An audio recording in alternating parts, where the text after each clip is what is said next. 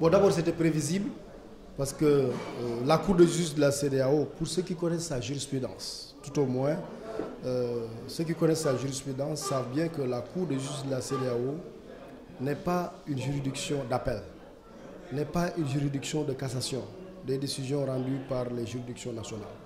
La Cour de justice de la CEDEAO ne peut pas neutraliser, ne peut pas annuler, ne peut pas invalider une décision rendue par une juridiction nationale qui est une juridiction suprême. Parce que le Conseil constitutionnel est une juridiction suprême. C'est même dans l'ordre juridique sénégalais la juridiction suprême.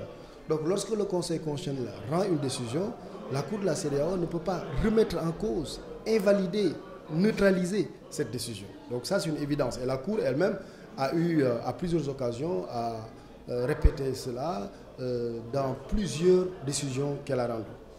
La deuxième chose, c'est que ce qui était demandé par les avocats de Khalifa Sall, c'était la suspension du processus électoral et l'inscription de M. Khalifa Sall sur la liste des candidats.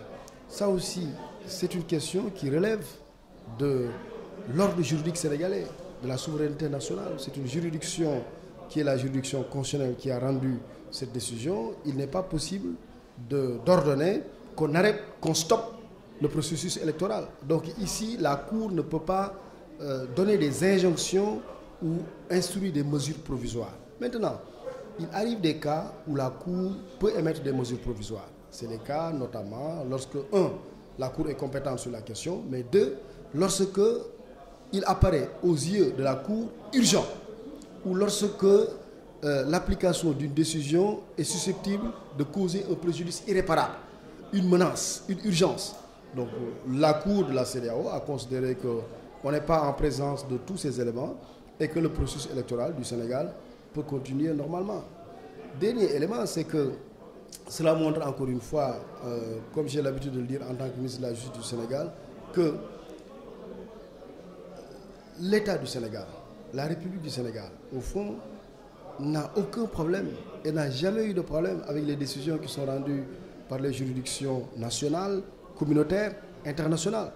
Nous sommes d'ailleurs au niveau de la CEDEAO, au niveau de l'Afrique et au niveau du monde d'ailleurs, un des pays qui respecte le plus les décisions rendues par la Cour de la CEDEAO en particulier. Maintenant, j'entends souvent les gens dire l'État du Sénégal perd à l'étranger. Non, l'État n'a jamais perdu à l'étranger. Pourquoi l'État n'a jamais perdu à l'étranger? Même dans l'affaire Karim Wade, ce dont on parle, de quoi il s'agit? Il s'agit du refus d'autres États ou des juridictions d'autres États pour appliquer la décision qui a été rendue par la CREI. Il ne s'agit pas de condamnation de l'État. Non, les États disent, vous l'avez condamné, nous sommes respectueux de la souveraineté de votre État, nous sommes respectueux des décisions qui sont rendues par vos juridictions, mais on ne peut pas apporter notre concours pour qu'on exécute cet arrêt sur notre territoire. Mais il n'a jamais été question d'une quelconque condamnation de l'État sénégalais. Donc en résumé, l'État du Sénégal est toujours prêt, se félicite de cette décision rendue par la CEDEAO, mais est toujours prêt à exécuter les arrêts qui sont rendus par la Cour de la CEDEAO.